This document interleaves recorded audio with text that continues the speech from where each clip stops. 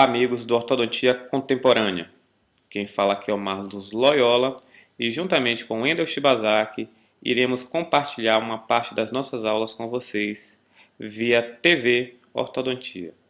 Hoje iremos falar sobre História da Ortodontia, tema que particularmente me fascina muito, e pena querer falar em 15 minutos o que normalmente faço em 8 horas de aula.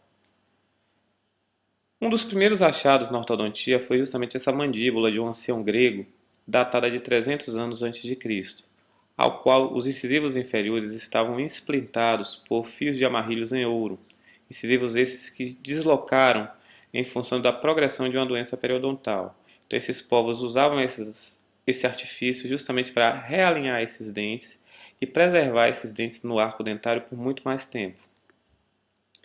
Mais tarde, em 1728, o famoso dentista Pierre Funchal publicou no seu livro um artefato ao qual ele denominou de bandelê, que era uma tira de aço expandida no arco dentário e cheia de perfurações.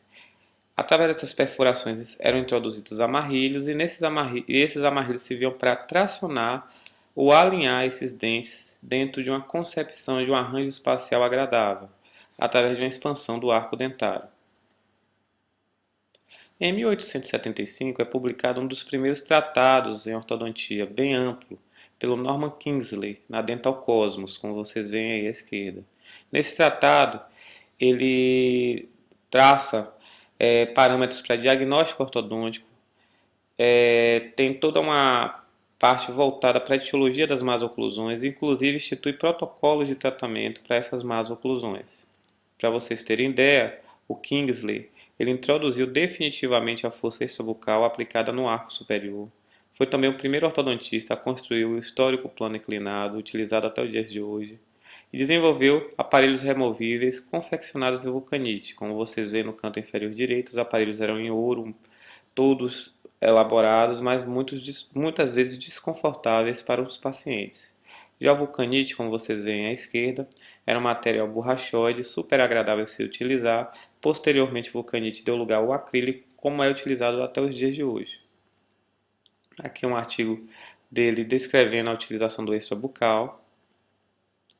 E em 1860, o Emerson Angel também publicou um artigo interessante na Dental Cosmos, ao qual ele descreve um aparelho com uma rosca central e ele deu a um paciente uma chave e esse paciente fez ativações durante 2 semanas nessa rosca central, objetivando conseguir espaço para esse canino superior esquerdo mal posicionado. E esse paciente conseguiu esse espaço às custas da separação dos processos palatinos da maxila.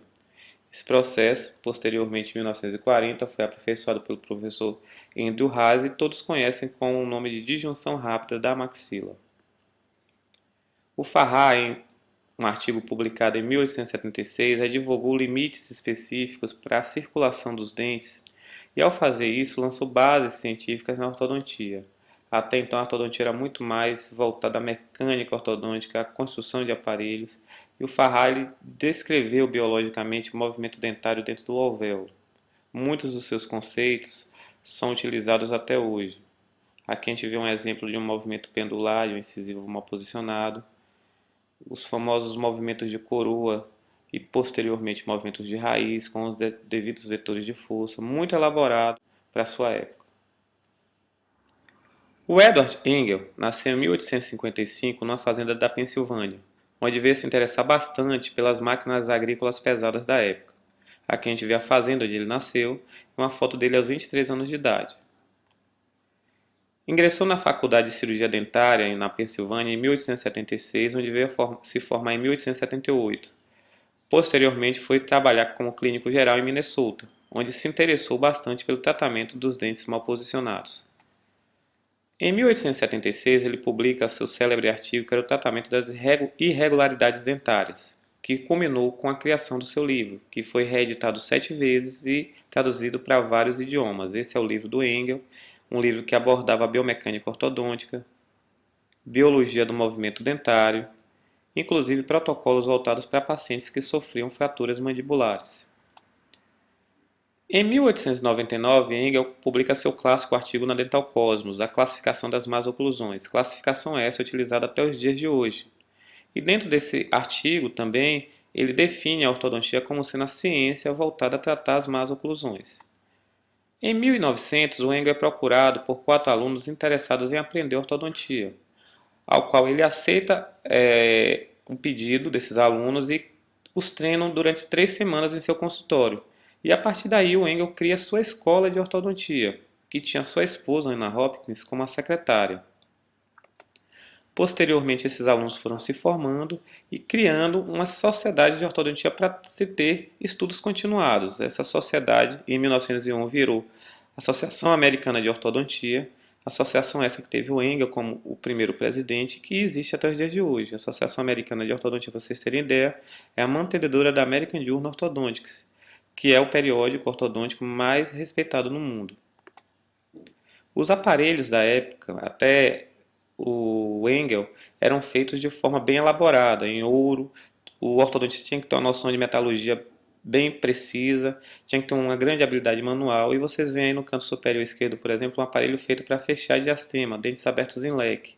No canto inferior esquerdo, um aparelho para fechar espaço de extração. E no canto inferior direito, um aparelho que visa a correção de dentes palatinizados. O Engel, então, procurou aperfeiçoar todos os conceitos, criando aparelhos presos, artefatos presos em bandas dentárias para movimentos individualizados de dente. O primeiro aparelho foi justamente esse arco em E, tinha ainda um conceito do Funchal com bandelê, o qual tinha parafusos e um fio central preso a bandas, e ele ativando esses parafusos, esse arco expandia e consequentemente servia de guia para as amarrações em amarrilho. E esses amarrilhos faziam com que os dentes mal posicionados se expandissem e chegassem no posicionamento ideal. Esse aparelho foi patenteado em 1901, como vocês veem a cópia da patente. Posteriormente, isso evoluiu para um arco em cinta, como vocês veem aí no canto superior esquerdo, ao qual o fio se encaixava verticalmente aos brackets, já os protótipos de brackets. E esses conceitos foram evoluindo até chegar em 1926, justamente com o clássico aparelho do Edgewise, ou arco de canto, ao qual o fio retangular se encaixava frontalmente ao bracket, também com slot retangular, tendo os 3 cantos do bracket e com o encaixe do fio propiciando um movimento tridimensional do dente, de intrusão, de extrusão, inclinação mesial, inclinação distal ou torque vestibular ou palatino do dente. Aqui a gente vê uma evolução, né, do arco de cinta no arco superior e do arco de canto, o edgewise, no arco inferior. O Engel, no dia 30 de agosto de 1930, veio a falecer com 75 anos de idade. Todos os seus conceitos criados até então revolucionaram a ortodontia e muitos deles são utilizados até os dias de hoje. O Calvin Case formou em odontologia em 1871 e medicina em 1884. Ele publicou um célebre artigo em 1904, ao qual advogava a utilização de elásticos associados a aparatologias ortodônticas. Então, esse protocolo que ele instituiu servia para tratamento de mordida aberta, elásticos no sentido de classe 2 e elásticos no sentido de classe 3, como são utilizados até os dias de hoje. Num outro artigo, ele causou uma grande polêmica na época, ao qual ele advogava a utilização de exodontias para tratamento ortodôntico. Isso causou uma grande ira tanto no Engel como nos seus seguidores, que seguiam uma filosofia de tratamento expansionista do arco. E o Case achava que muitas das situações de más oclusões que causavam interferências faciais no paciente tinham que ser corrigidas associadas a extrações dentárias para se ter uma harmonização da face desse paciente. Muito obrigado e até a próxima!